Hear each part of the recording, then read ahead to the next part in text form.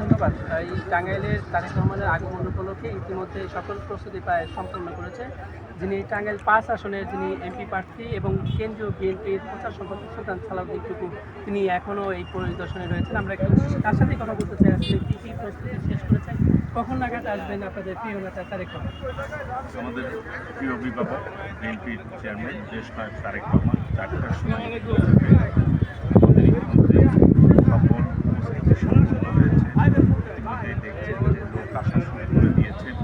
৪টার programme ১২টা বাজে এখনই জনতা ভিড় জমাচ্ছেন, কারণ এই টাঙ্গাইল সদরের ধানের শীষের জোয়ার রয়েছে।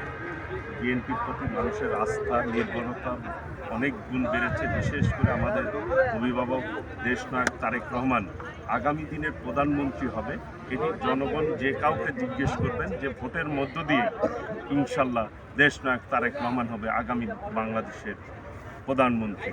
সেই প্রধানমন্ত্রীর আগমন উপলক্ষে ইনশাল্লাহ আমরা আমাদের জায়গা থেকে সর্বোচ্চ প্রিপারেশন নিয়েছি এবং আমরা উন্মুখ হয়ে বসে আছি কখন আমাদের নেতা আমাদের কাছে আসবেন এবং আমাদের টাঙ্গাইলের উন্নয়নের বিষয় উনি বিস্তারিত বক্তব্য উপস্থাপন করবেন।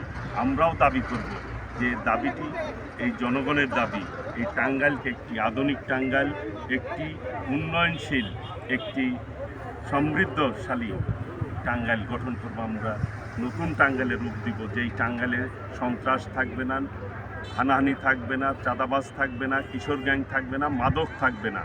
এই টাঙ্গাইলকে নিরাপদ টাঙ্গাইল গড়ে তুলব। ধর্ম বর্ণ নির্বিশেষে সকলের সহাবস্থান নিশ্চিত করব আমরা এবং বেকারত্ব নিয়ে কাজ করব, যাতে কোনো যুবক এই টাঙ্গাইলে আর বেকার না থাকে। সেইভাবেই আমরা আগামী দিনে কাজ করব।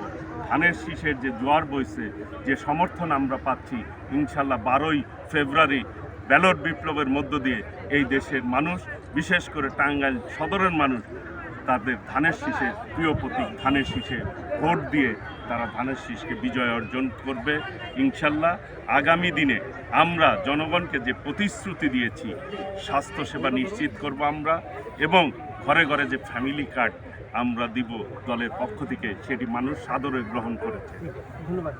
তিনি বলছিলেন যে যেহেতু তারেক রহমান আসবেন, তার কাছে অনেক দাবি তারা করবেন। এই ছিল টাঙ্গাইলে তারেক রহমানের আগমন উপলক্ষে আমার কাছে সর্বশেষ।